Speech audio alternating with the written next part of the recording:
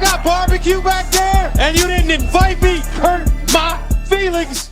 Welcome back into the channel, another DD Fantasy Mock Draft show. And this is a special edition. Tonight, it is just myself at Charles Chill FFB and Shane at Shane Says FF. This is not Mannequin Chill. You are not tuning into a Mannequin Chill replay. But Shane, this is a special mock where we'll go through it in a second. We're using the A to Z Sports 7-round mock to draft based on.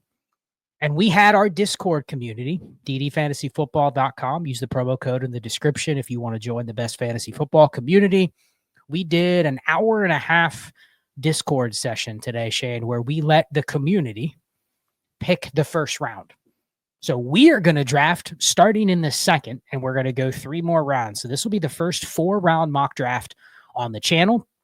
And we're using a pretty basic format, a 12-team Superflex, start 11, 1.75 tight end premium lineup league. Nothing else fancy, no bonuses, no point per carry, nothing. Just a 12 by 11, 1.75 tight end premium. So here's the mock.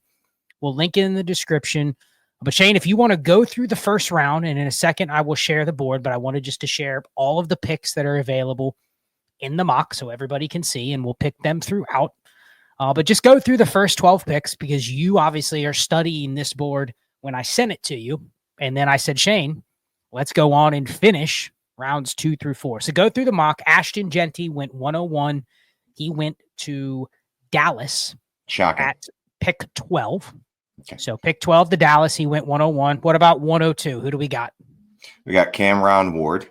Cameron Ward was drafted by, I got to scroll all the way up. This is very discombobulating. Now, I'll take care. You just tell me overall. who went.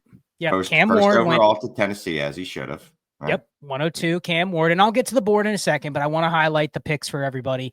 So Cam Ward went 102 to the Titans. 103 was who? And then I'll say where they went. Do I start trying to pronounce his first name or do not even try? So it's Tet McMillan. Tatoria? Is that how you pronounce that? Tetaroa is how I would say it. But close. I've seen people just say Tet or T McMillan. I'm going to leave it as Tet. Tet, that's fine. Pick 20 to the Denver Broncos in the first round. He went at 103. 104. We thought this was interesting within the Discord community, Shane. Who went 104? I think that might be the highest I've seen him go in a Superflex mock.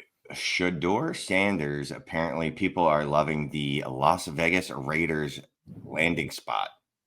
Pick 6 to the Raiders. And I think that was just to give people some color and context to the mock. People didn't like a lot of the other spots. So they defaulted with, well, I guess I'll go with the quarterback because I don't like the other spots. And you'll see where that went in a second. But 104, Shador Sanders.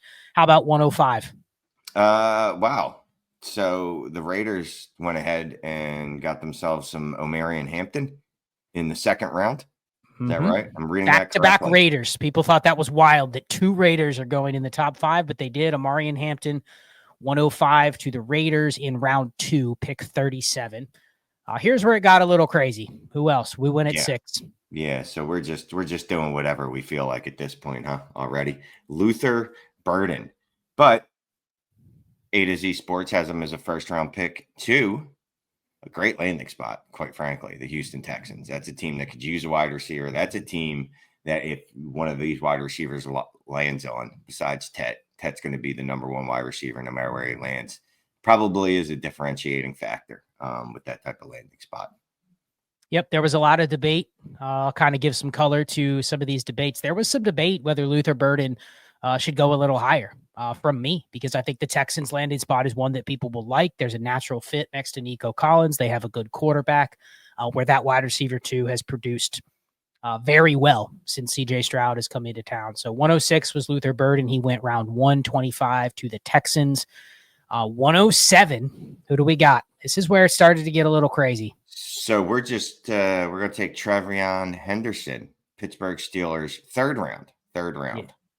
Yeah, this was a pick where we really needed somebody to sell us on why not some other guys, especially taking a 3rd round running back over 1st round prospect. First round tight ends. First round tight ends in a 1.75. That's kind of wild to me, but yeah. But it's the landing spot, Shane. It's a running back people love. He went to a spot where there's going to be starting opportunity. And I think one of the selling points was that for the last decade under Mike Tomlin, the Steelers have fed their RB1. So if that is Travion Henderson, he could be the next in line. Not saying he's Le'Veon Bell or he's not as good as Najee Harris, but the point is the opportunity has been robust for a Steelers running back. So 107, even though he went in the third round, he goes at the 107 in this mock. 108, what'd you think about this one? This was Colston Loveland above Tyler Warren. Now, Colston Loveland went in the first round to the Chargers. Which Jim Harbaugh drafts his Michigan tight end. We just said people will love that, and they will not like the Tyler Warren spot. But talk about that because they went back to back. Yeah, I'm not putting Loveland over Warren. I'm just not. If Warren falls to the second round of the NFL draft, sure. I feel like people are, well, specifically the people in our Discord. Love you guys. I wasn't there. I feel like this is a mistake. And you can batter me in the comments if you want, because I'm going to say it. I said it the other night for a show that never made it to the air, but everybody absolutely hated Brock Bowers' landing spot. Said he was going to be ass. I might be over exaggerating, but everybody hated that spot. Told you it wasn't good for him. They already have Michael Meyer there. The offensive coordinator runs 2 tight end sets. There's going to be no targets for him. There's Devontae Adams, Jacoby Myers. We talked ourselves into why it wasn't going to be a good landing spot for him. And I think that's what we're doing here. But what's crazy is I would take Loveland with the very next pick anyway. So it really doesn't matter, I don't think. To be honest with you, I would have taken both these guys over Travion Henderson. So at the end of the day, he'd probably go where he should. It's just, I guess it just boggles my mind, but it's just funny because it's a little bit that Warren's after him now. But all in all, this spot isn't bad, and I think you could even argue that he should be over Burden and he should be over Trev Henderson. Okay. In this format. So 110 through 112. We'll highlight those, and then we'll get to picking. What do you got? Yeah, 110, we've got Caleb Johnson. I believe that is Scott's running. You're Scott. I believe that's Ray's running back too, right? I could be wrong, but I believe that's what I saw in his last video. Cincinnati Bengals. That's interesting that he's going to be drafted so highly in this mock, considering he went to the Bengals. Now, my question was, a lot of people in the chat pushed for Caleb Johnson over Travion Henderson, given they both got third-round capital. I just think it might have been they think Chase Brown is a little better than Jaylen Warren, but I would argue the Bengals' atmosphere for points is a lot higher than the Steelers. So, I mean, you can make arguments for both, but were you surprised to see 2 third-round picks this high? And the thing is, Shane, they're guys that people have been mocking in the first. So here, I think everyone just ignored draft capital and said they're good landing spots. And I think that's something we're going to see in drafts. Even if a running back goes round 3, if it's in one of these spots that people like, they will be a first-round rookie pick. Normally, that's not great process, though. Here's the thing, right? And I'm just trying to do the math on the fly here. The A to Z Sports Draft. I don't know if I think that's what their name is. They only had 2 running backs going in the first 2 rounds. Is that correct? Right? Caleb was RB3 and Henderson was RB4. So it's not like they fell below others. They just didn't have the running backs as a whole that high. Right. And I didn't read the write-up on A to Z. I don't know if they gave you one, but my thinking is that they probably feel that the NFL is going to go, well, why am I going to draft these guys in the second round when there's a plethora of them to take in round 3? Listen, I didn't read the full descriptions either, but I don't think that's a crazy notion, Shane. There's a lot of good running backs. Why spend a high second when you might be able to get your RB4 or 5 in the third? You know what I mean? And they went 5 deep, 5 running backs in the third round. They did. And they hit another 7 running backs in round 4. So for fantasy, round 3 and round 4 is good capital if there's landing spots that you like. So 110 was Caleb Johnson to the Bengals, third round pick 81. The last 2 selections of the first round, I believe we had Emeka Egbuka, right? Yes, who is a Steelers first round wide receiver. Well, and for this exercise, and I'm just going to put this caveat out there, the Steelers traded for Matthew Stafford. Oh. There was some wild, I basically told people, you have to come up and you have to sell me on why these picks should be where. The Steelers traded for Stafford in this exercise, which I think is realistic, right? And then that swayed Emeka Egbuka to go at 111 ahead of Matthew Golden, who also went in the first round. As you can see, the receivers here.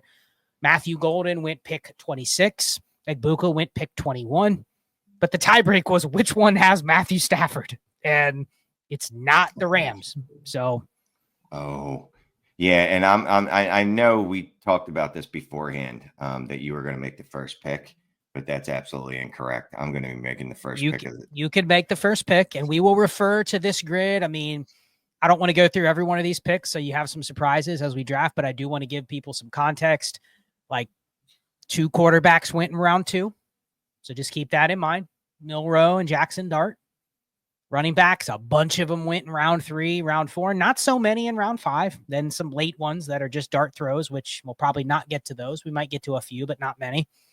Receivers, again, this looks like a typical receiver draft from the last 5 years, Shane, where it's wide receiver heavy in the first 2 rounds and not running back heavy. People may go, that doesn't make sense. But historically, this is exactly what the grid usually looks like. If you were mapping what the last couple of years, average-wise, it's been, it looks exactly like this.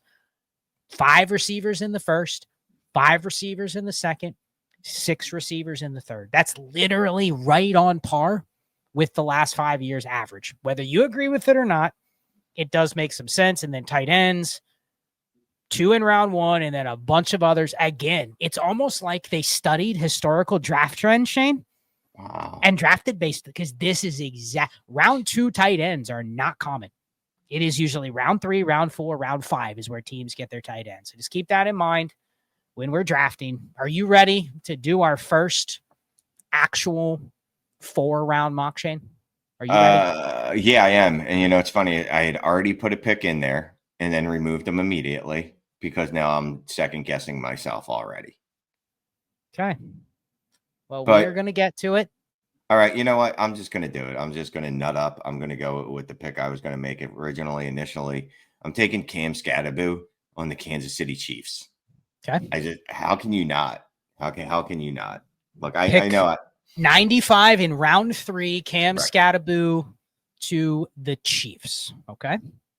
I don't know how you pass him up there. He is, what did I make him? The running back 4 of the class? Running back 5? I don't know where we're at. And I actually... RB5 off the board for you. And I picked him over running back that I like a lot better than him, but largely because of this landing spot. The draft capital is negligible for the next running back that I like and probably would have liked over him if the situations were better for him. We'll just say Judkins. If Judkins had a better landing spot than the Saints and Scatterbo didn't land in one of the premier landing spots in Kansas City, I go a different way. I was also debating going quarterback here, but anyway, all that to say, Scatterbo seems like a really good fit for the Kansas City Chiefs. He's going to be like Kareem Hunt and Pacheco combined, except good at football. Yeah. I can't argue with it. He got brought up numerous times as a potential first rounder. I think that's probably a little rich, but that's neither here nor there. He's probably the next running back off the board if you're going to go running back. I think there's a few other running backs. I mean, this is literally what we could face in an actual mock draft, Shane, where there's tons of running backs to choose from. You're basically just choosing based off of situation, not necessarily capital or pedigree. It's just who landed in the best spot. So I'm going to go next. A lot of people wanted us to take Trey Harris in the first round. Going that high to New England, he'll be the wide receiver 1 for Drake May. That happened last year with Jalen Polk, though, Shane. People took Jalen Polk super high because he was going to be the number 1 receiver on a Drake May offense. I'm just... And where did Polk get drafted? Polk got drafted pick 37. So 1 pick ahead of Trey Harris. Yep. Where Harris got. Now, analytically, Polk can't hold a candle to Trey Harris. Cannot even. Correct. It's not even the same realm. They're not even the same. What's the word I'm looking for? They're not even the same stratosphere. World. Stratosphere. There you go. They are not even remotely the same player. So you're going Trey Harris here. I'm not going Trey Harris. I was just talking through Trey Harris. I'm curious. Okay. Since it's just me and you, we can kind of brainstorm these picks a little bit more. Okay. It's hard to not take Travis Hunter, Shane. There's still... It comes down to with Travis Hunter, is this a pick you're willing to completely waste if you're wrong? Yes or no? No, not the way this board is broken when there is still, we just talked about it. There's Trey Harris. There's And Quinshon I'm going to Judkins. follow my Dynasty Theory boys that have Mhm. preached Trey Harris as one of the top 3 to 5 receivers all year. He got a good spot. And I think most importantly, we talk about ADV, right? I'm going to be able to sell a lot of people that Trey Harris is immediately the wide receiver 1 on the Patriots. That exactly is what people were saying when we did the first round. That's why they were pushing for Trey Harris this size. So he's the pick at 202. He went pick 38 to the Patriots in round 2. So you are up. What are you doing? So initially, I thought I wouldn't have to make another decision. But this is where I'm going to hold on. I think Quinshon Judkins is too good to let him continue to fall. There's absolutely no world that he should be a second round back, which again, I say, and then you look at the rest of the draft and you're like, oh, there's a lot of good players. Where am I moving him up? Like I could kick Golden out of the first, sure. And maybe that's where I would get Quinshon in. I take him over Burden, but that's neither here nor there, right? Yeah, I'm going to go ahead and I'm going to take Quinshon. Change it. You're on mute. Quinshon Judkins, 203, as I was muted there for a second. Yeah. He did not go until round 4 to the New Orleans Saints, pick 111. But again, right? So what we have to realize is the NFL basically took off the first 2 rounds of drafting running backs. Correct. Right. Except for, Genty and Hampton. And I forget who the third one was already. It was Johnson and Henderson. So, I mean, right. Where you get stuck with Judkins is there were a bunch of other running backs that went ahead of him. And essentially, you're ignoring that in lieu of you just like him better, right? Basically. I am skipping, and we can give the names now, DJ Giddens and Damian Martinez. Absolutely. Who by the way, got good spots. Well, yeah. In this A to Z draft, I will 100% ignore that capital because it's 1 round.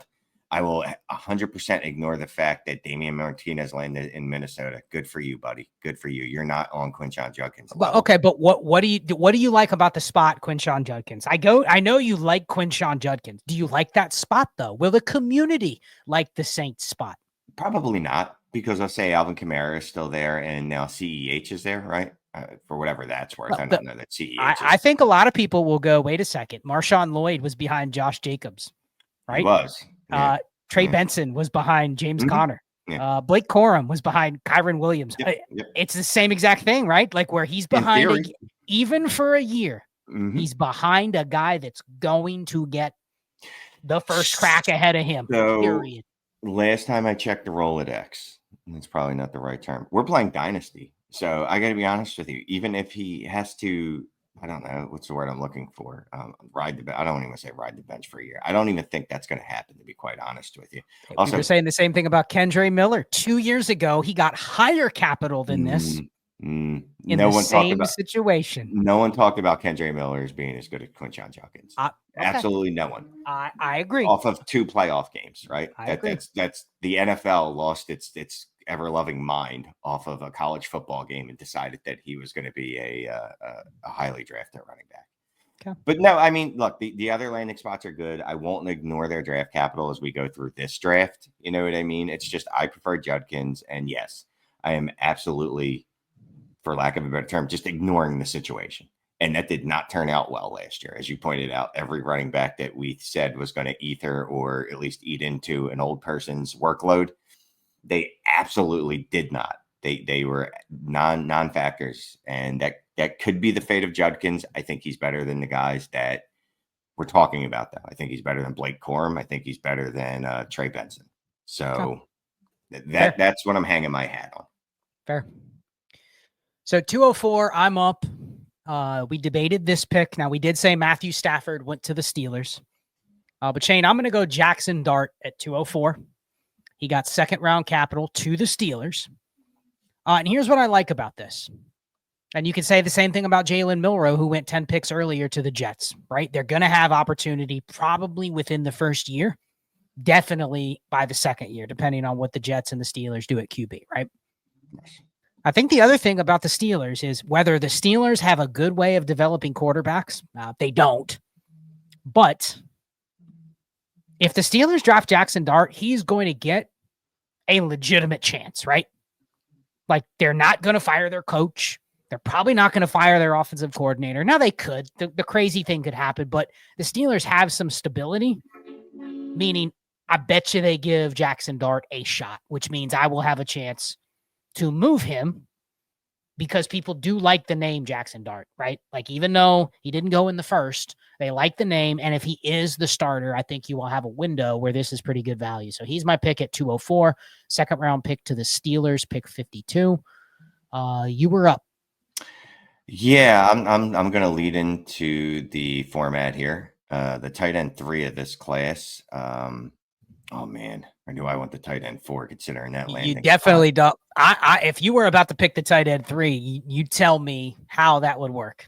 Let everybody know who it was. Elijah Arroyo. Is that who you were thinking? Yeah, but now I'm looking at Fannon's landing spot and going, ooh. Well, Arroyo went higher, but he went to the Giants, Shane. They just drafted a good tight end last year in the fourth. Well, good's a strong word. Theo Johnson. They drafted an athletic tight end. But he had a pretty good year. Like that. This is not a great landing spot, in my opinion, for Elijah Arroyo. It's not. Now, if I take Fannin, right, I'm banking on Kittle going away at some point, which really I don't know. Like, the path for these two players to be productive, right? Arroyo has to go through Theo Johnson. Mm-hmm. Fannin has to go through George fucking Kittle. Oh, and here's the thing. 2 years ago, you could have sold me George Kittle will be retired by age 32. Last year, he was healthier than a horse and was their best player. So you draft Harold Fannin, and I can just picture that in 2028, we're wondering when George Kittle's going to retire, right? Like, he could have the Kelsey career where he plays 4 more years, and Harold Fannin's entire rookie contract is spent behind Kittle. I'm curious. Somebody will like Fannin, though, because if you're wrong on Kittle hanging around, like, that could be a great pick. But what are you going to do? There's so many guys I like here. I love this draft so much. You hated this mock 30 minutes ago. I love this class. Okay, you hate this mock, but you like this class. This mock is making me feel very weird. Very weird. What is going on here? I'm trying to put in Elijah. There we go. There's my dude. Yeah. So you talked yourself into Arroyo by saying the Theo Johnson versus George Kittle effect. It's just, dude, George, of course, I'll say this now. George Kittle's not going anywhere, and then that'll be a cap casualty at the end of 2026. He's injured. Yeah, he sprains an MCL, and then, knock on wood, I don't wish injury on anybody, and then Fannin Jr. will go out there and absolutely destroy it. But no, I'm going to go Arroyo, and I got to be honest with you, there's probably another wide receiver that if you don't take, I'll take over Fannin Jr. too. So, yeah, I know that for one season that landing spot could be troublesome, or they could run some crazy 2 tight end sets with him out there. They could. He went round 3 to the Giants, first pick of the 3rd round, Elijah Arroyo. Shane, I think, is this the point where you can say you could gamble with Travis Hunter and waste the pick away? Yeah, definitely. Lock it in, because I think somebody will pull the trigger. They'll just say, I don't care if I have to give up a future 2nd and a 3rd or something. I'll just take the shot. And if he busts, I can live with giving up those 2 pieces. So Travis Hunter doesn't fall any far. He did go in the top 3. Now, we did talk about, because we had Brandon in the Discord talking about the Giants, and we did talk about how, they did draft Elijah Arroyo. They do have Theo Johnson. They do have Wan'Dale Robinson and Malik Neighbors, who actually led the league in combined target share last year, and they don't have a QB. So to expect Travis Hunter to step in there and get work, it's much more likely they draft him as a corner and you know what Brandon said, and I can't unthink this. He said if Travis Hunter as a receiver can give them what Darius Slayton has given them the last 3 years, they would love that pick if he's a good corner. And I'm sitting here going, Shane, did you want Darius Slayton the last few years in a lineup league? No. And that's kind of a fair projection for Travis Hunter's receiver projections, unless you're just wrong and he's as good as Malik Neighbors and he ethers Wan'Dale Robinson within 2 games. If that's the case, I can live with pissing away this pick. So Travis Hunter, 206, went to the Giants, pick 3 overall. What are you doing? Oh, and I just need to clean up that Aurora talk. I'm getting mixed up with the landing spots. The reason I took him is he's with the Giants, so he doesn't have to get two tight end sets to get the ball because they're just going to put him on the field. He just needs to ether Malik Neighbors and Wan'Dale Robinson and Travis Hunter and Theo Johnson and not have Drew Lock as the quarterback. Wan'Dale Robinson, great target share and was ass with it. So I'm just saying that I get you. I get you. You know me. I'm captain. You command targets. You earn targets. But I guarantee you, they're looking at if we are giving Wan'Dale Robinson a 25% target share, we're getting fired at the end of the season. We're not doing that again. Do you think that in this case, Arroyo and Travis Hunter are correlative bets? Meaning, like, is there a way, if you're truly drafting Arroyo this high, is there a way you would really even want Travis Hunter? Truthfully, I get the whole I'm willing to piss the pick away just to see what happens. But honestly, Shane, if he's on the Giants with Neighbors, Wan'Dale, and you're this high on Arroyo, and they have Theo Johnson, is he really going to make a dent in a lineup league? No, because you know what they're going to use him as is that special. No, I don't want to say trick play, not that, but that special, like we have a package of play for Travis Hunter. He's 20 snaps a game on offense, and hopefully he gets a target every other snap he plays. Right. 6 of those snaps are decoys because we want to free up Malik Neighbors somehow or Arroyo. And then the other 9, I don't know, hopefully he pulls 3 targets in. Again, it's a rough spot. And I think that's going to be big with Hunter as a spot that people can see him being needed to play more offense. As the Giants are today, they don't need Travis Hunter to play a lot of offense right away. They actually have decent receivers in terms of Wan'Dale and Neighbors. Like, they don't have to have him start opposite. Now, if Travis Hunter's on the Titans, I can see him being the best receiver from day one. You know what I mean? Mm-hmm. Like, I want him to play right away. So, all right, 207, you are up. Let's move this along.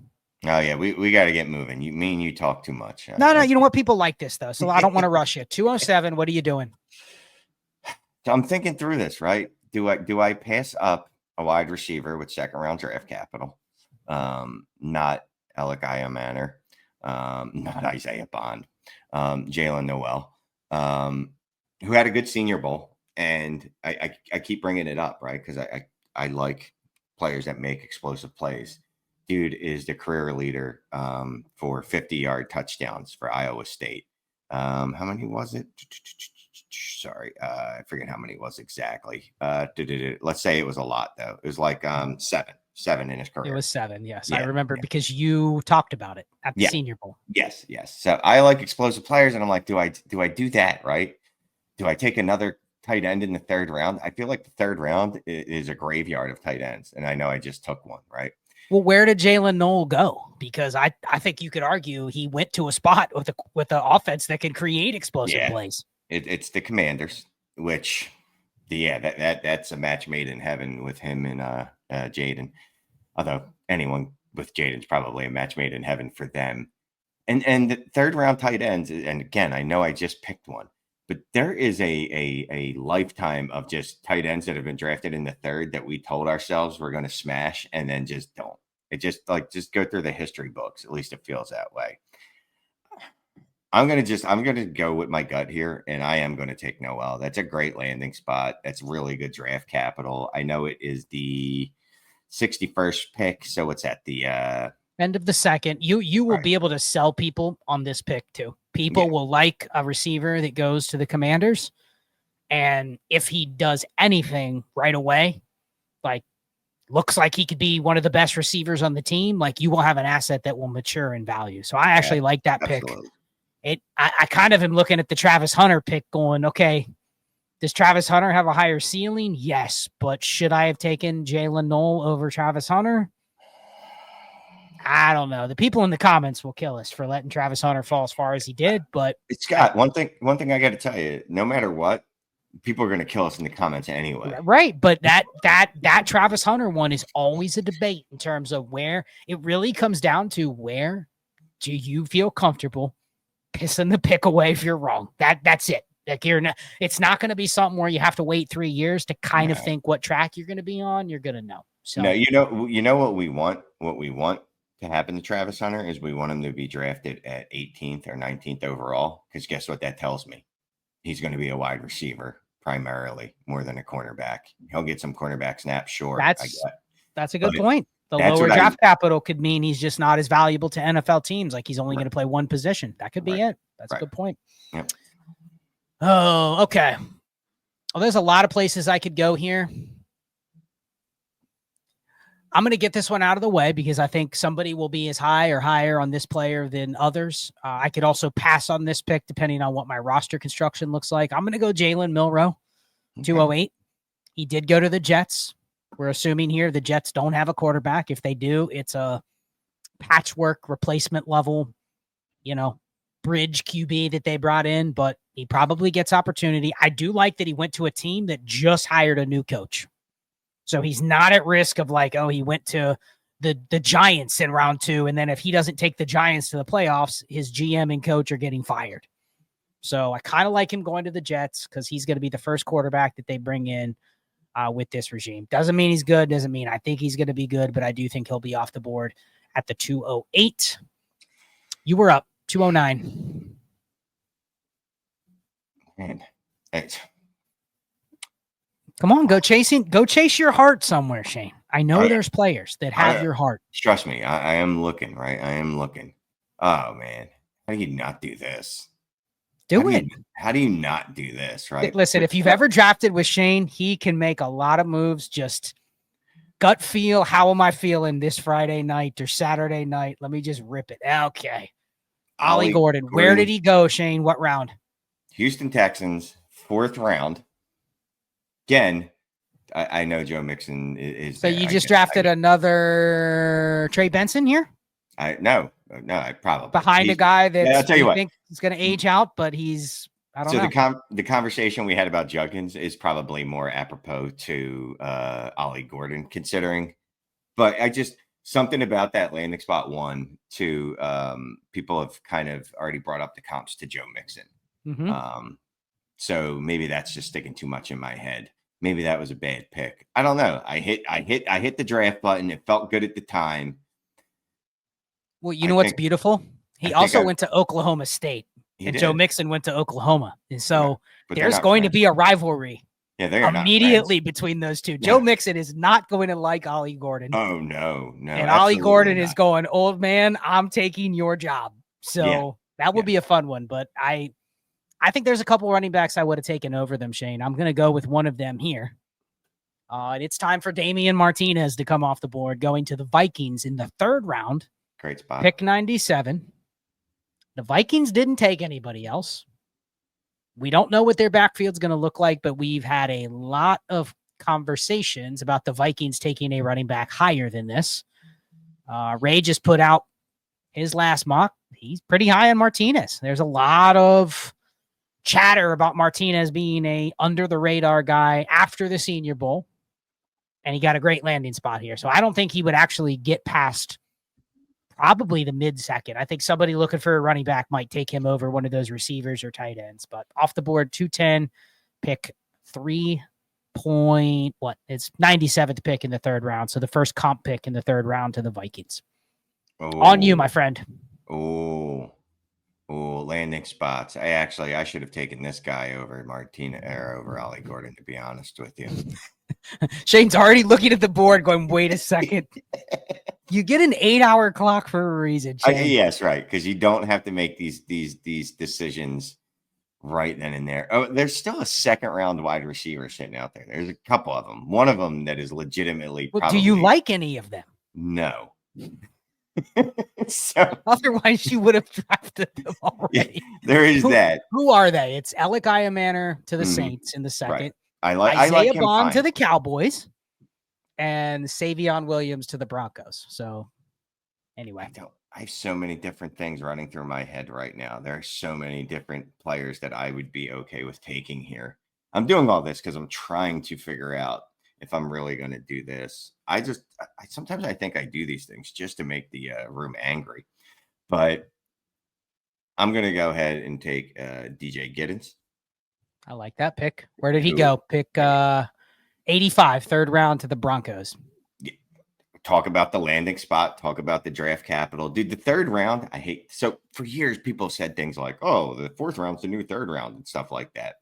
This year, it might actually be true for the running back position. For the first time since I heard someone say that dumbass shit, it's actually kind of true. That's a great landing spot, great draft capital. I don't know. He's a dude that they'll never give anyone 80% of the work in Denver, right? That's just not what they're probably going to do. But he's a guy that could see 65, 70% of that workload. I think with running back, because if you just go back and look at, I'll give them a plug because they had a pretty good show, but Dynasty Nerds just did their rookie draft primer and they talked about hit rates. Now, we've seen over the years tons of different people talk about hit rates, right? I think a lot of hit rate data is bad because all it factors in is fantasy production once the career is over. But that couldn't be further from the truth in Dynasty today, right? A lot of our analysis is what happens with the player's value trajectory week to week, month to month, year to year. So looking at second, third, fourth round picks as, it's a 13% hit rate or a 5% hit rate. You don't need Damian Martinez or DJ Giddens to hit. They don't have to have a top 12 season or a top 24 season. You know what they need, Shane? Somebody to go, Damian Martinez or DJ Giddens are going to start right away, and they're worth triple what you paid because they're starting right away. Whereas I don't think that's the case with Quinshon Judkins. That's probably not the case with Ollie Gordon. Those are different bets. So I think you could justify, depending on how you're going to play it, why can't Damian Martinez and DJ Giddens be Damian Pierce, where they're a bell cow for 1 year, and then they're like, I don't really know, past 1 year. But it didn't matter. You had a window where it was way more than the hit rate of what their career ends up being. So I love those last two picks. I think those could be starters day one based on these spots. And specific to their offenses, right? Yes, you both talked of them. about it a lot. Javonte Williams got a ton of targets. It's just that he wasn't very good with them. Denver was a great spot for a running back, but you know what they needed? A good one. Yeah, a good. And you know what? In Minnesota, I love Aaron Jones, but that dude faded. He faded really bad at the end of the year. That's a great situation. And it's not just the running back there is bad or the running back there is old. It's also that the offense is conducive to those being great landing spots for those players. But yeah, you're on the clock again, my friend. I'm on the clock at 2:12. I think I'm going to make a little bit of a statement with this pick.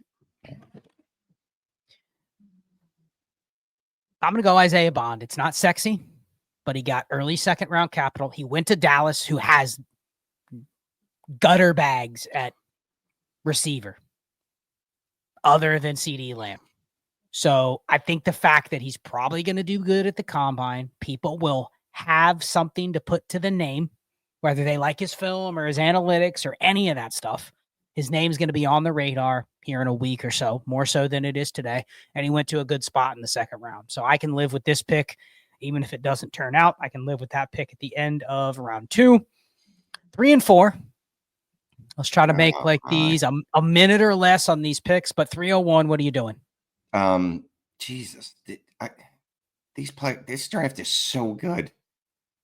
You have to get Shane in these moments where he's so mesmerized by the names that it's like he forgets he's in the draft. So, there's so many different guys that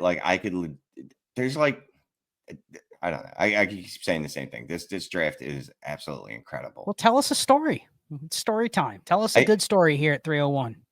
Okay, part of me wants to go Tyler Shock because that dude, I'm just saying, listen, the dude is getting steamed up. He's absolutely getting steamed up. But he didn't get steamed up past pick 394, 94th pick in this draft. I understand you, but what didn't the Browns do prior to this in this draft?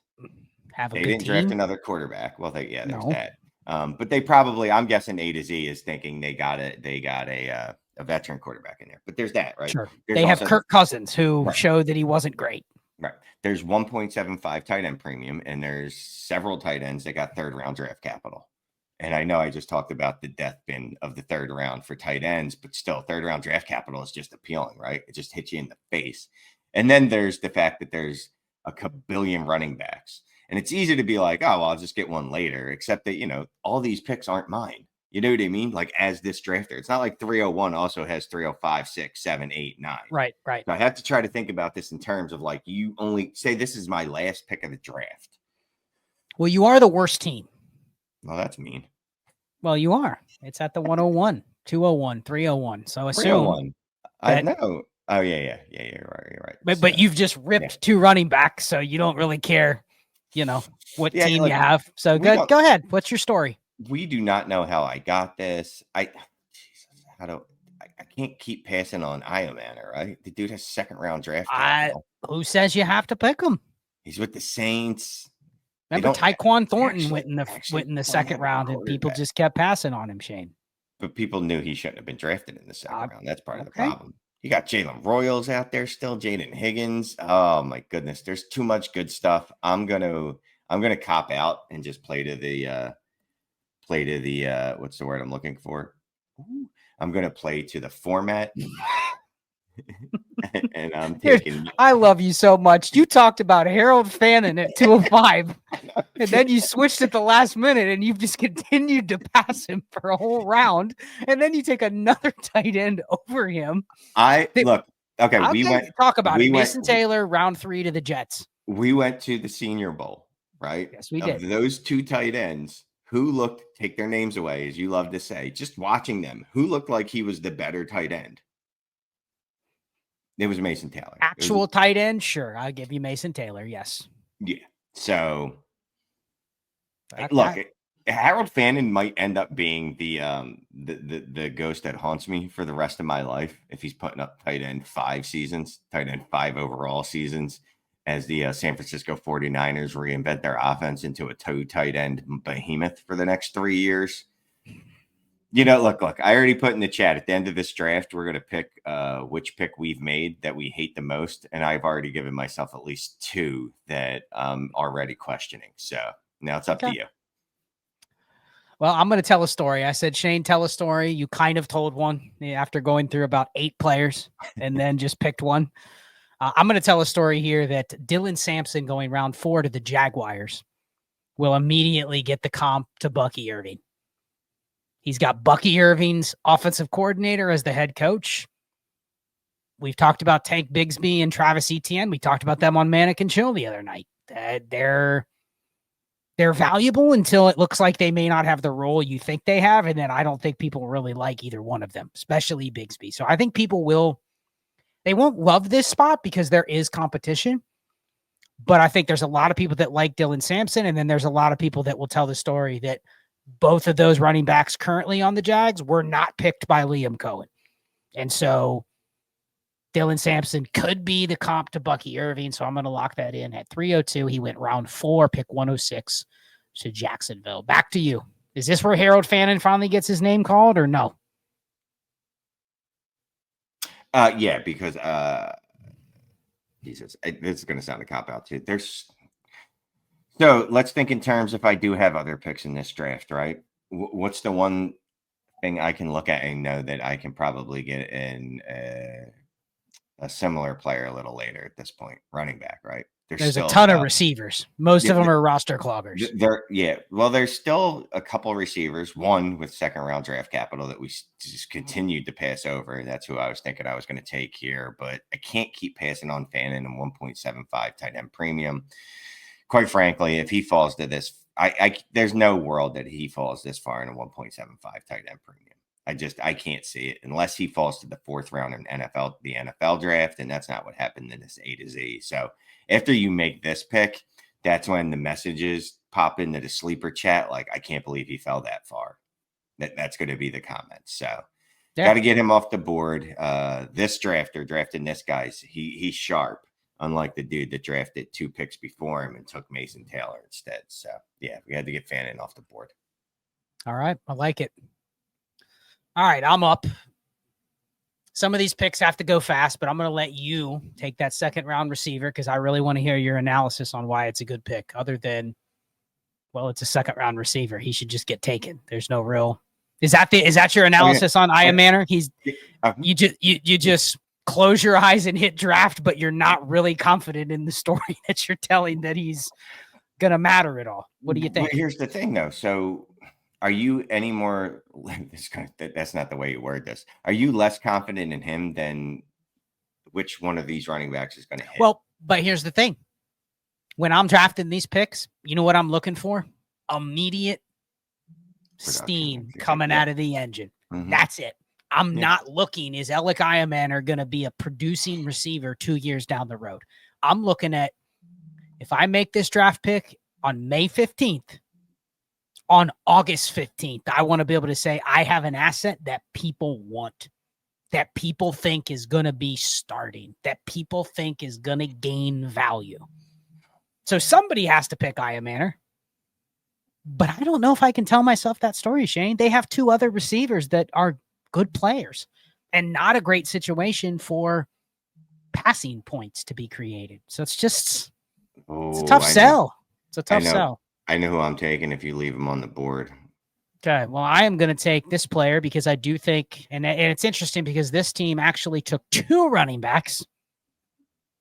I'm going to take the first one. I'm going with our boy Bashal Tootin to the Chargers, who probably, we don't know who they signed or who they traded for, but I'm going to pretend he's now the RB1 on the Chargers, which will be a coveted spot. So he went pick 4 in round 4, pick 124 to the Chargers, Bashal Tootin from Virginia Tech. Did I snipe you?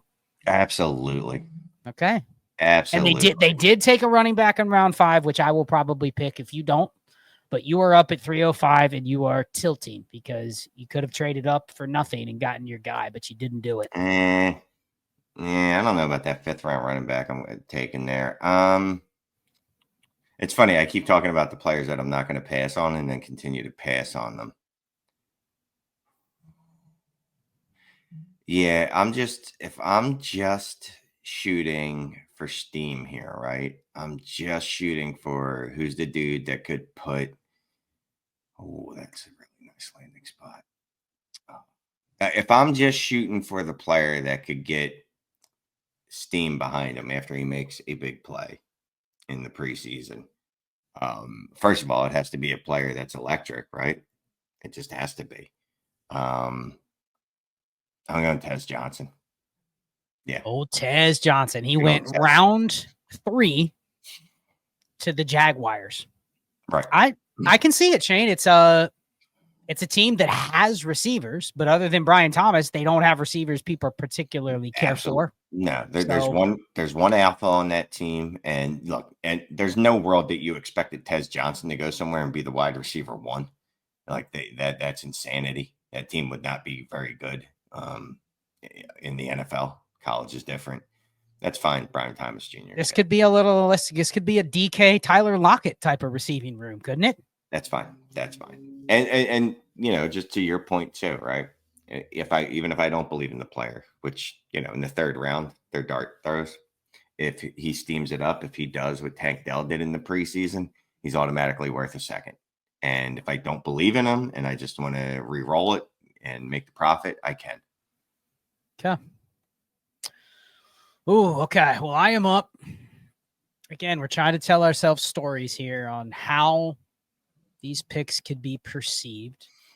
I'm going to pass on the 2nd round receivers. Iamaner to the Saints and Savion Williams to the Broncos. Man. Am I crazy to kind of like that Jalen Royals spot? No. I think there could be a world where he's on the Chiefs. He went early round 3 to the Chiefs. So it's a comp pick that went to the Chiefs, or it's a pick that the Chiefs traded for. I think I'm going to go Jalen Royals because I do think there could be a window. Again, I'm trying to tell myself a story. There's a window of the Rashee Rice suspension stuff pops back up. Travis Kelce leaves. I can just see a world where Jalen Royals hangs around. The Chiefs do stay loyal to some of these receivers that they brought in. I mean, they still had Justin Ross in their roster earlier this year. They brought McCole Hardman back. Sky Moore's still on the team. I don't hate it. He's a guy that does have a little bit of a cult following. He did go 3rd round to the Chiefs. So there you go. Jalen Royals Pick 306. You're up. Yeah, we've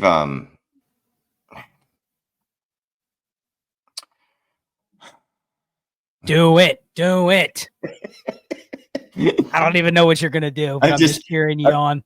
I'm so non-committal, right? Because now we're looking at players like I really want to take Devin Neal until I go, oh, wait a minute. He's in Arizona. Remember the last time we tried to draft a running back? But you already called that guy a trash can. So why wouldn't you take Devin Neal? I didn't call Trey Benson a trash can. I just said Judkins is infinitely better. Okay. That's different than a trash can. He is not but he got drafted higher than Judkins. He's not devolved into trash can status. But anyway. Well, how do you feel about Devin Neal to the Cardinals? Because that's probably one people are saying, where is he? Why hasn't he come off the board? But he went in round 4 to the Cardinals. How do you feel about that? Because I can see people saying, well, James Conner's not long for the league and Trey Benson isn't good. And so Devin Neal's the starter. He's the new Trey Benson. Trey Benson's just a cast off at this point. Here's the thing. So we don't even know, honestly, we do not know that Trey Benson is not good. Because it's not like Trey Benson got some significant time or work last year. It's just that James Conner stayed healthy. And does this pick signify what the Cardinals think about Trey Benson, though? It's not great, Bob. It's really not. If they're drafting him a year after, like we've seen this before, right? We've seen this show before, or it signals they also believe at some point James Conner is going to not be able to continue to play football, maybe after this year. And then guess what? Then we have our 2 backs that we want for our backfield. Well, and let me stop you there because I think that is a key point. Shane, it could just be this draft is really good at running back. And at some point, a team that already had 2 said Devin Neal was on our board at the end of the 2nd, and he's still there in the 4th. We're just taking him. You know what I mean? Yes. And it's not a team you think should draft a running back, but they do. And there he is. So Devin Neal, are you taking him? Oh, I see you put something up on the board, but not an actual pick. I'm sorry. Did we already draft Aya Manor?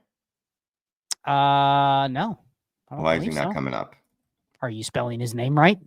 No, I've done something to the mock. Unsurprisingly, I've done something to the sheet where it will not let me. Yep, there we go. Okay, Shane corrected the draft board. Are you taking Aya Manor here? Yeah, I have to at this point, right? We just talked through the running backs and the rest of the running backs that I also like in this range. It's a similar situation where there's at least one really, really good back there, or there's several backs already there that because there are so many not draft eligible, but so many draft grade at running backs in this class, you just have to take one almost. You just kind of have to. So I'm going to go Aya Manor. There's one more running back I really do want. You'll probably snipe me on him. So that's you, my friend. I'm not. I'm going to go with the tight end. I think this is the easy narrative that the Patriots always have good tight ends, and it's Gunnar Helm who went in the 3rd to New England. Can't you see the narrative that he's the Hunter Henry replacement? He is going to be the favored target. I mean, they still don't have a lot of receivers, right? I mean, they did take. Well, that's what I was going to say. They've added Trey Harris in this draft. First of all, this is a good time to point out that Drake May is going to be an absolute beast. And you're giving him Trey Harris and Gunnar Helm when last year he was throwing to Jalen Polk. And Hunter Henry wasn't bad. He wasn't bad. No, Hunter Henry is a good tight end. He is a top 15 tight end in the NFL, but he is 30 years old. He's been injured 45 times. Right. So I think you could see this as a natural progression from Hunter Henry to Gunnar Helm. And he did get 3rd round capital pick 77 to the Patriots. 309. Who's this running back that's eluding me? Why would he be eluding you? Oh, it's so late. Maybe that's why. Is that what it is? No, you just said there's a running back. You think I was going to snipe you, and I obviously didn't. So are you taking that player? Yeah, I'm going to go ahead and take RJ Harvey. Okay. This is the prototypical. The Niners have to draft a day 3 running back every year. They've literally done it every year. How do you feel about them having Garendo, Jordan Mason, and McCaffrey? Does that scare you at all? Jordan Mason has issues with staying healthy. They all do. Oh yeah. I mean, there's that, right? I mean, and then that's not just the pick on the running back position, because in general, it's a very hard position to stay healthy in, right? But I'm pretty sure football is a hard game to stay healthy in. Right. There's tackling and stuff. Right. I feel like Jordan Mason also, and I didn't finish the original thought in my head. I'm sorry. Let me finish the original thought. Jordan Mason has had a sustained issue with injuries, I believe. I could be wrong, but off the top of my head, I believe that is correct. Isaac Arendo was... He's had injury issues too. Like, he was not durable in college. He never was a starter in college. So he's kind of in the way of RJ Harvey, but he's not like some insurmountable RB2 that he can't be better than. I agree. And going back to Jordan Mason absolutely smashed those first couple games, right? And the narrative was built that he is I don't want to say really good running back, but take a look what he did after that. It wasn't great. Like, I'm just going to go bring it up now. I know that he was inefficient after those first few games. The situation carried him to a lot of points, and he carried himself when he's in. There is something to be said about a 49ers running back that gets opportunity, has a market, and I don't hate it at 309. Just simply that. If you just said RJ Harvey's going to have a shot to have a role, one injury away on the 49ers, there's much worse things you could do with a 309. So I just throwing it out there. So I just wanted to make sure I wasn't imagining things. Yeah, Jesus, he got injured early, huh, man? A couple times. It looks like Mason did. But anyway. And then Christian McCaffrey, obviously. If Christian McCaffrey is healthy, then this pick is absolutely ethered because no one's touching the ball but Christian McCaffrey. So, but we're also at 309. So I'm willing to take that risk. And they're going to draft another running back in round 3 or 4 next year. So it's just every year. It's just every year they're going to take one and just see what hit. And it's not a bad strategy. Guess what the Niners always have, Shane? A good running back. Yeah. Always got they're never rolling out somebody that's awful. So there's never a week where they're like, oh, it looks like we're starting Pierre Strong and Deontay. Except for that one week they started Patrick Taylor. Remember him? That's because everybody was injured. Like, they literally had no one left. There is something about Niners running backs that seem to always get injured too. So there's a chicken or the egg argument, right? Were these players just injury prone before they got there? Probably. I don't think the 49ers are doing anything to make them injury prone, but good. No, I'm actually excited to kind of make this pick because I'm going to take Devin Neal because this is the point where I'm willing to say maybe Trey Benson isn't good and maybe James Conner they don't believe in more than half a season. So I think Devin Neal 310. If you're wrong here, what did you lose? This is actually a similar spot to where people were getting Bucky Irving and Tyrone Tracy last year because they didn't love the depth chart and or the situation. But I think it's a very timely spot to take Devin Neal. He shouldn't have fallen this far, but I understand why he did. So 2 more picks in the 3rd, then we'll rapid fire the 4th and get out of here. 311, what are you doing? This is starting to get to the brink of where we usually don't go beyond, but we need to start training ourselves to go 3, 4, 5 rounds, Shane. So I'm going 4 here. I'm absolutely building up to it, sir. Absolutely building up to it. We've already exhausted. No, we haven't exhausted the 2nd round wide receivers, but I'm going to get it. But have we? Oh, yes. For my purposes of my draft, we are done with it. You know what sucks is I would like to take Jack back, but I don't love that Tampa Bay Buccaneers landing spot. Because I am very big on you need year 1 to pop for me to believe in you. And let me ask you this. I don't know the context to whether they thought Godwin would be gone, but if Godwin was gone, would you like that pick more? I would like it better, yes. So you can tell the story. Godwin's gone, and Godwin signed with I don't know. Yeah, someone that needs to tell your story, dude. That's all that matters. You know what?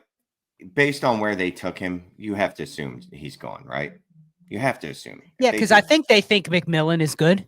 Definitely, they think McMillan. So, and they took him in the 3rd, so they kind of figured if we can get another guy, like we can replace Godwin with McMillan and Beck, and we're good. You know what I mean? I like that. You talked me into taking Jack Beck because I wanted to. Besh, however you pronounce it. I'm sorry. Besh. Yep. I should know it by now because I've heard it enough. But I wanted to take him, tried to talk myself out of it. And you pointed out, if they're taking him in the 3rd round, there's probably a good chance it's because Christopher Godwin has moved on. And at some point, I don't know when, but probably in the next 5 to 6 years, Mike Evans might retire. Who knows? Or he might just continue to put up 1,000 yards every season for the next decade. But I like this player. And he's a player that the community likes. So even if I didn't like him and he pops off in the preseason, there's a chance I could use him in something else to make a move. Yep. All right. Well, I'm up at the 312. I'm between two players here. I think one of them you will not take, so I will pass. I think I'm going to go Will Howard, Shane. Oh, okay. It's a little bit of a surprise, but he went round 4. He went to a spot where I think definitely people will be making a bet that he does get an opportunity. He went to the Colts in round 4. This is Spencer Rattler from last year. I'm betting that he's in a situation where he will get opportunity. Okay. Now, what you do with it, I don't necessarily think that Will Howard is any better than Spencer Rattler or even better than Anthony Richardson. You know what I mean?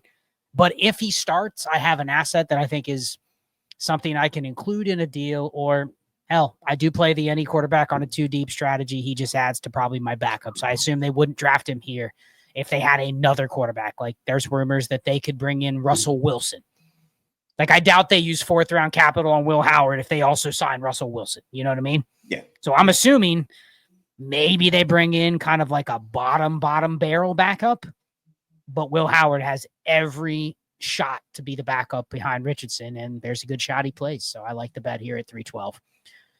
Rapid fire, 4th round, 15 to 30 seconds per pick. And I say that now, but we'll never stick to it. But go ahead. No, we will. I'll make this really quick. I'm taking the Tua replacement. I'm not the one that put this out there. Everybody and their mom has talked about how Dylan Gabriel would be the perfect fill-in doppelganger. Doppelganger. No, it's Doppler. It's Doppler-gangler. Like Doppler radar? Exactly. It's Doppler-ganger. No, look, Dylan Gabriel, I know he's undersized. That dude's got a cannon of an arm, a little bit of mobility. People think that he could fit into that offense and make some hay. So also it's the 4th round. So I'm taking Dylan Gabriel in the 4th round in a Superflex draft.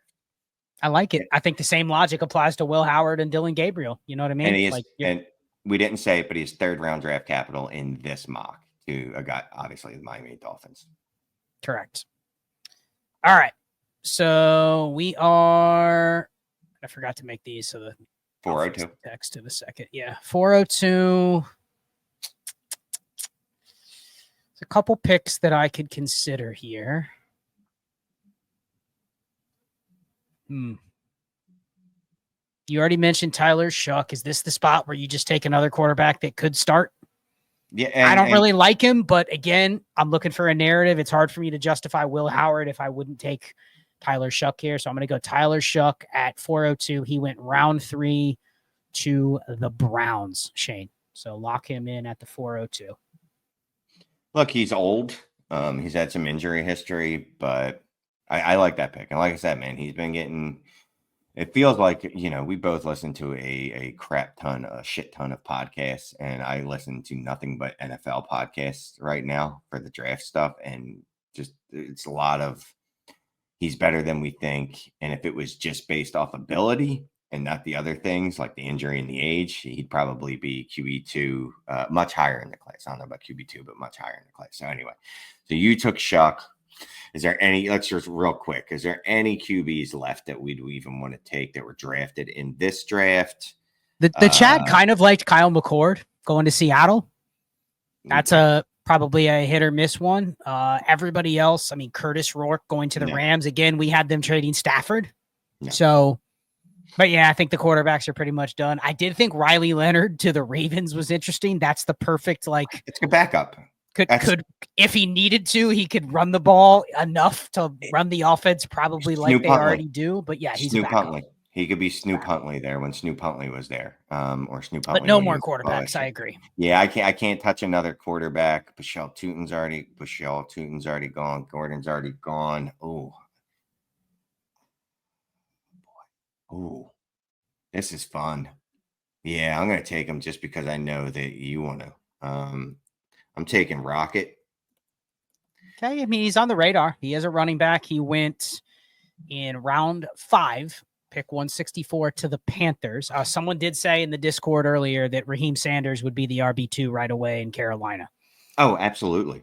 So that, that's not a lot different than some of the other guys we've taken, right? Like, at best, Devin Neal's RB2. At best, RJ Harvey's RB2. So there's just some name bias there where we probably don't like Rocket Sanders above those others, but everything else all the same. He's probably got just the same opportunity year one.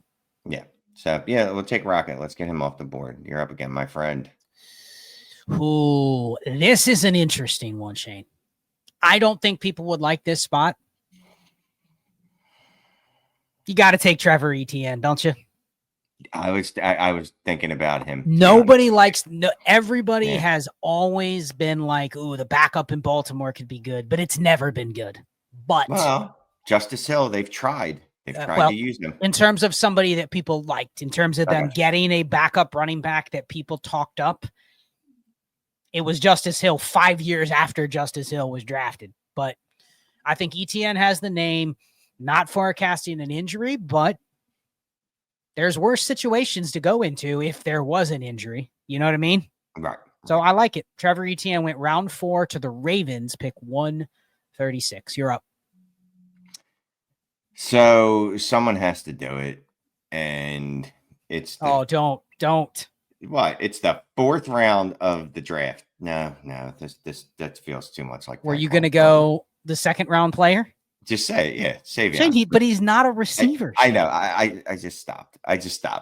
As soon as I started typing it in, I was like, you know what? Don't do this. There's no reason to do this to yourself.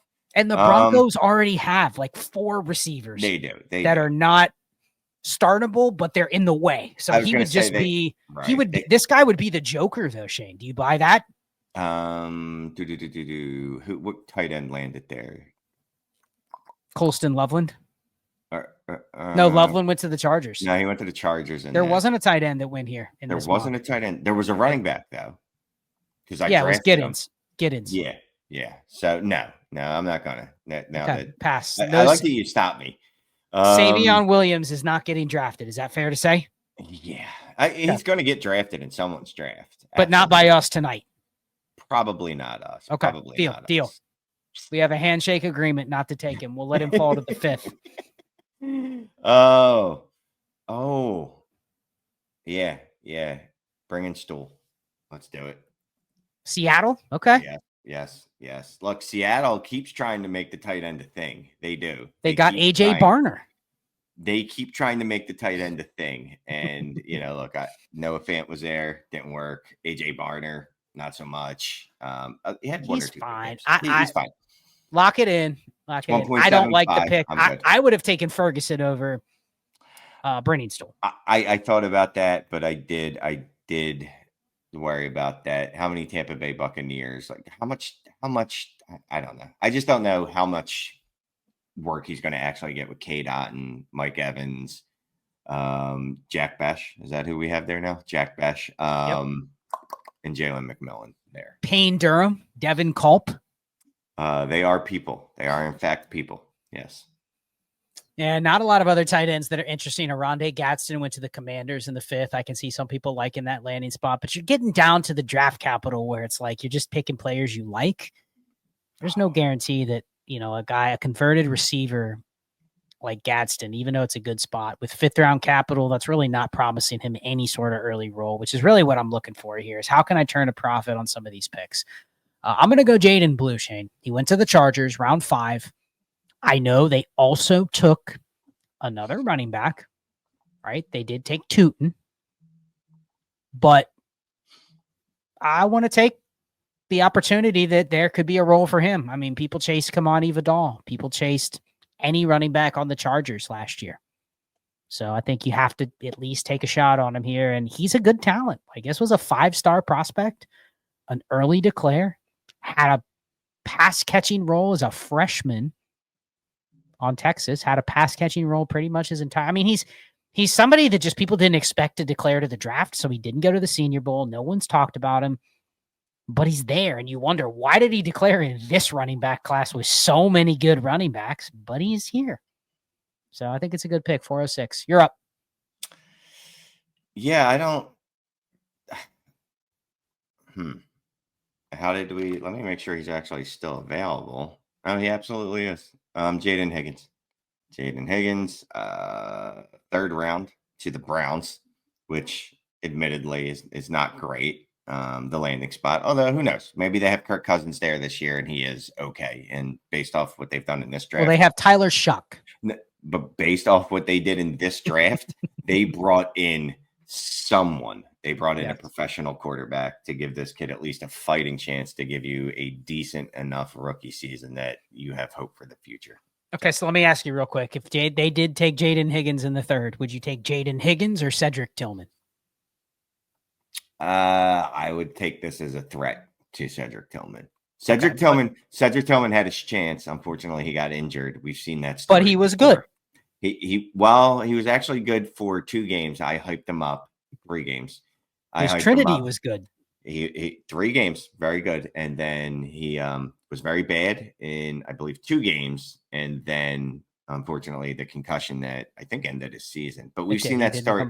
We've seen that story before, right? Not a lot too much invested in a player. They get injured and they get immediately replaced the following season.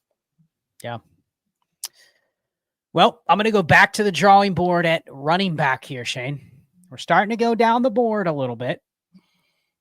But speaking of the Browns, I'm going to go Woody Marks. He went to the Browns in the 6th round, pick 181. They didn't draft another running back. All they have is Jerome Ford and Pierre Strong. If that's the backfield, Woody Marks is getting a shot, don't you think? Oh, absolutely. There you go. So that's one of those where he may not hit. He may end up just being another guy that just lingers. He could be Pierre Strong. But he could. If he does get opportunity, it's a good investment at the 408. So Woody Marks went round 6 to the Browns. We each have 2 more picks. Then we'll close it out with our worst picks and just discuss the potential that a draft could look like this before we close it out. What are you doing? I mean, you've kind of taken all my gotta dig deep. Shane, it's about telling the story. Tell whatever story you want, but that's the analysis that I benefit most when I listen to other people do mocks. What's the story? Ricky White in Buffalo.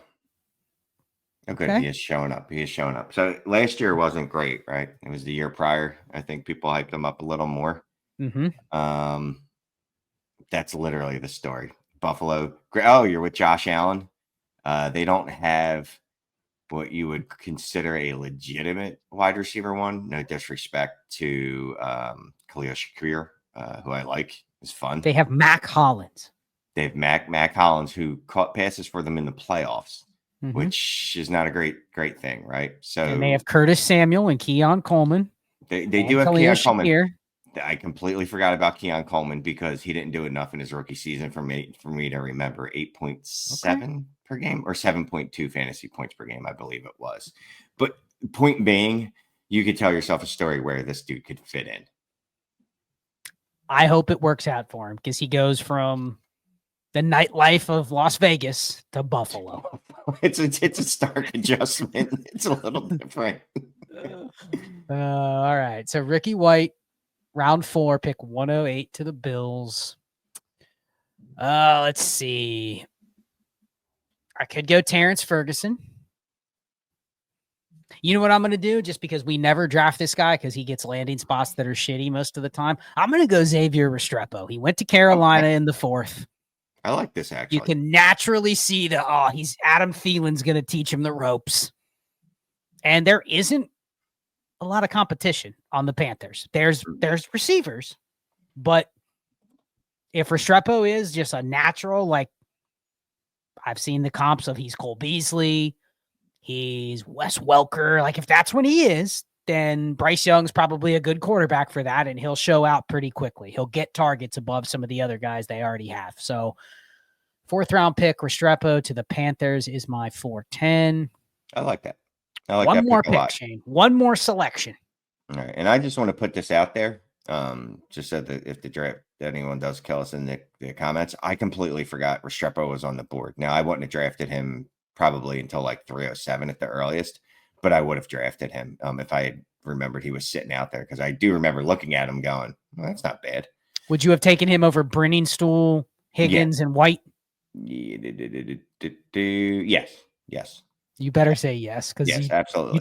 you took Brainstorm over. I thought you were gonna go. I would take Higgins over Brainstorm, but you took Brainstorm. No. Yeah, I agree. He could have gone gone later in the third. Like he could have gone where Jack Beck went, and it wouldn't have been crazy. Right. I don't like anyone that's left. So you were 30 minutes ago. You were raving about how there were so many players, and that was 15 picks ago. There's still a lot of skill. There is still, Shane. There's still 42 drafted skill players on the board. Yes, there are still a plethora of ways you could go here, right? So do I just want to draft? Oh, I did it. I got to do it, dude. I know we already handshaked agreement. Okay, never mind. Do it. No, we have a handshake agreement, and I am. Are you going to go Savion Williams? I am nothing if not a gentleman. Yes, you are. The problem is, right? I really want to take Rashard Smith, but Rashard Smith's actually not that bad of a landing spot. Yeah, but you already talked up Quinshawn Judkins in the same backfield. But it's a 7th round pick, man. You can't judge. We like Rashard Smith, but that's a terrible spot. He's like RB 28 off the board in a spot you already had to sell yourself on the running back that went there 3 rounds earlier. And then the other guy, one of my favorite dart throws is Marcus Yarns, and look where he landed. They have him landing in the 7th round with the Detroit Lions. We've tried that before.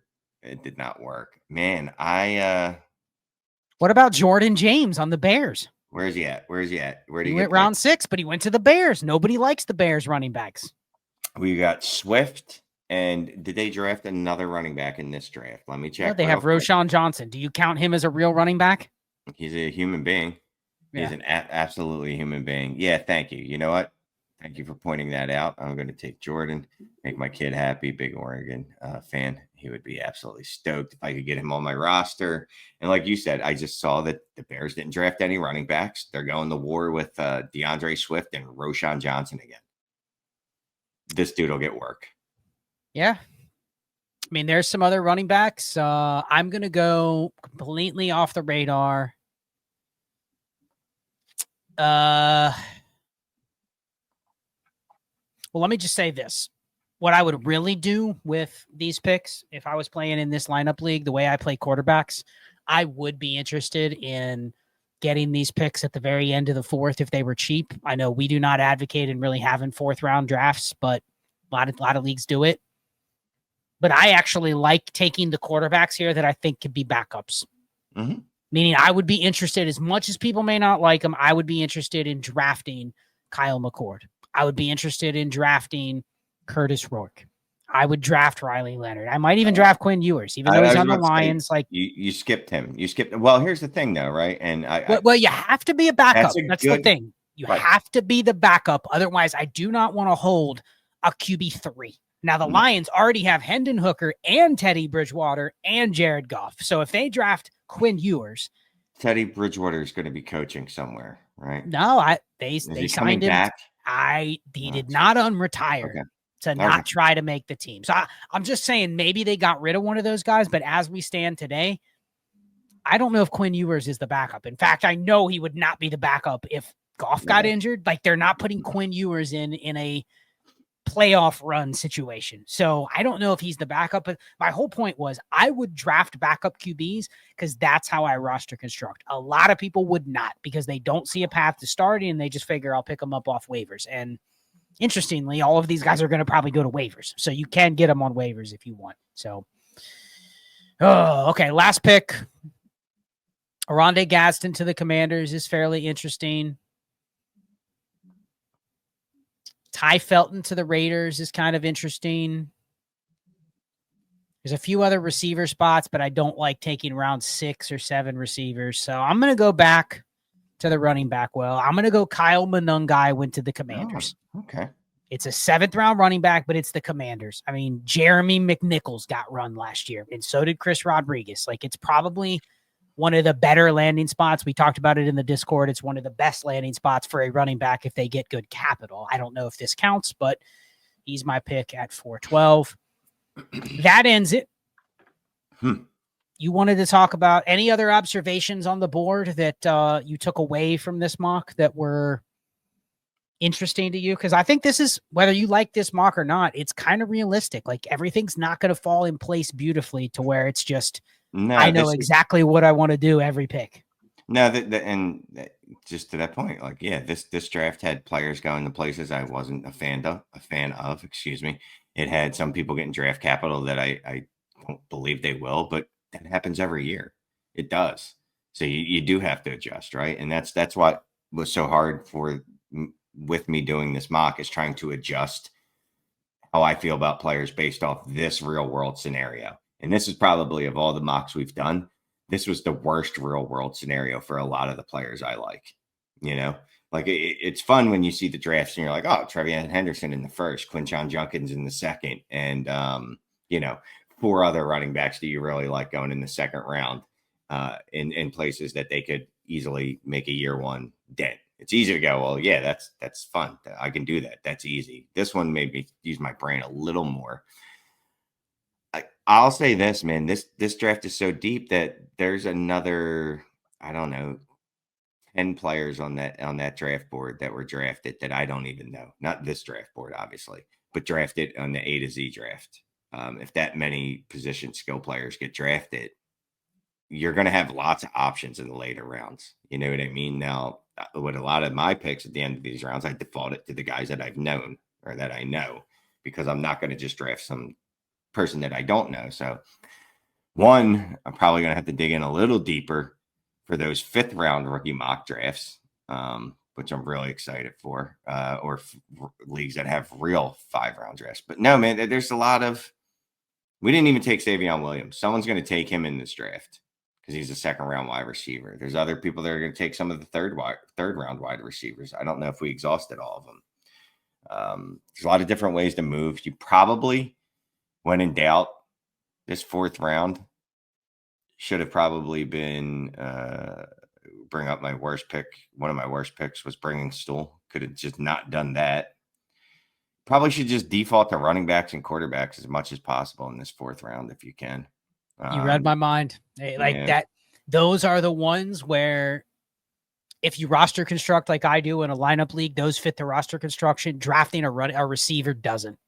Drafting a tight end, unless you really have some conviction in the tight end. A lot of times drafting tight ends here is just, you're stuck holding them. You know what I mean? So it does make sense to take running backs and quarterbacks simply because they fit your construction. They're an injury away from getting opportunity a lot of times. I think my worst pick, if I had to pick a regret, there's a few, but if Travis Hunter goes to a spot where there's already some targets there, it's hard for me to see where he's a fun asset to have, but that's all he is an asset that you're trying to do something different with. Like, it truly is. Am I willing to live with this pick that after 2 weeks, I realize this guy's not a receiver and it's gone? You're never getting that value back. You don't want to wait 3 years to see if he develops as a receiver. Or the other alternative that I've heard people say is that he's a better receiver than corner, scouting wise.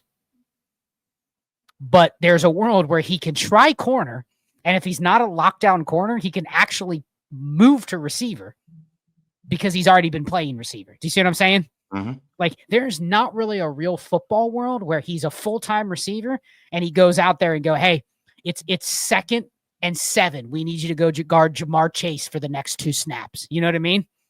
Like, it doesn't work like that. So it feels like it's going to be by default. He plays corner, dabbles at receiver, but you kind of hope he busts at corner. And then they turn him into a platoon defensive player and he's a receiver. I don't know, but he's just a tough click at 206, given, not that I think other players are better bets, but I think there's just more I can do with some of the other players, because you could draft Travis Hunter, but then you're stuck with him unless the best outcome happens. And if the best outcome happens, guess what I'm not going to want to do?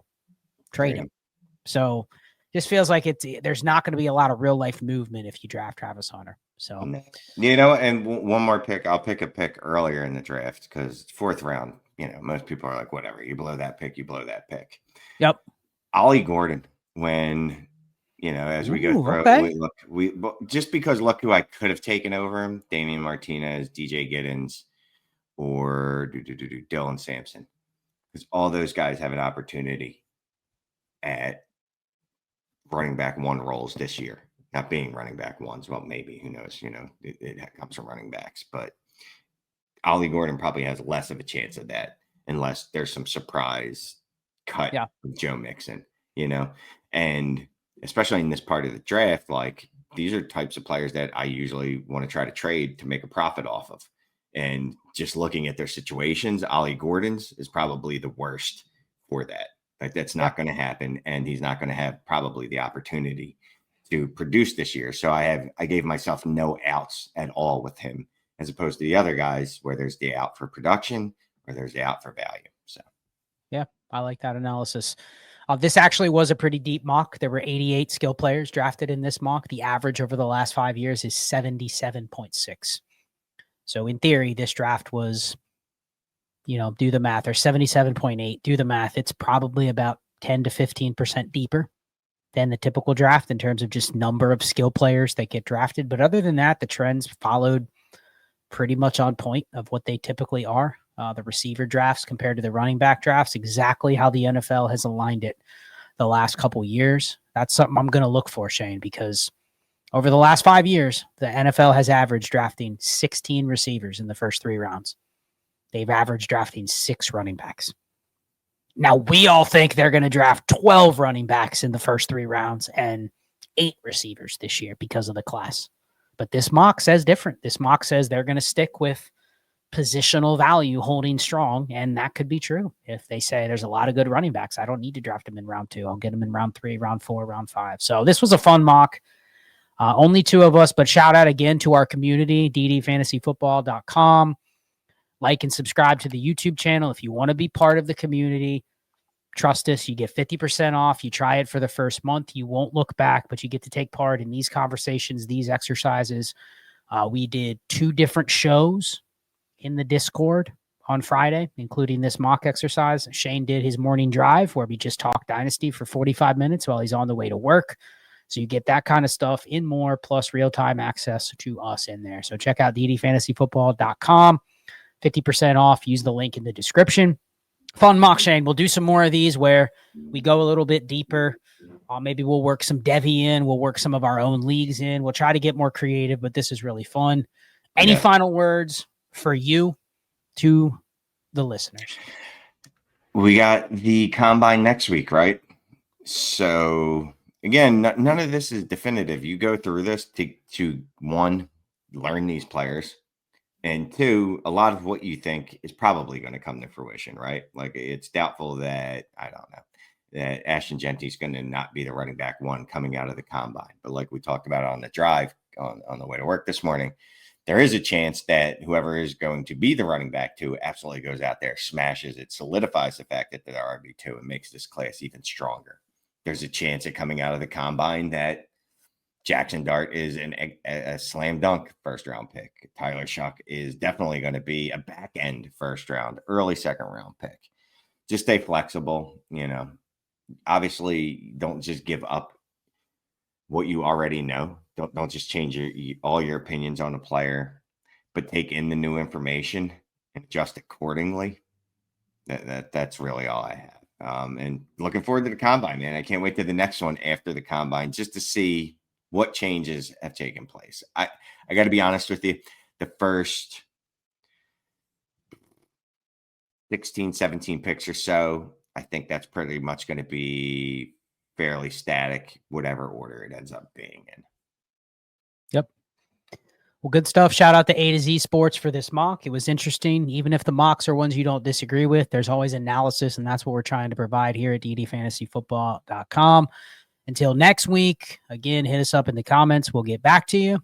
Support all the creators on the channel, and we will sign off. Thank you.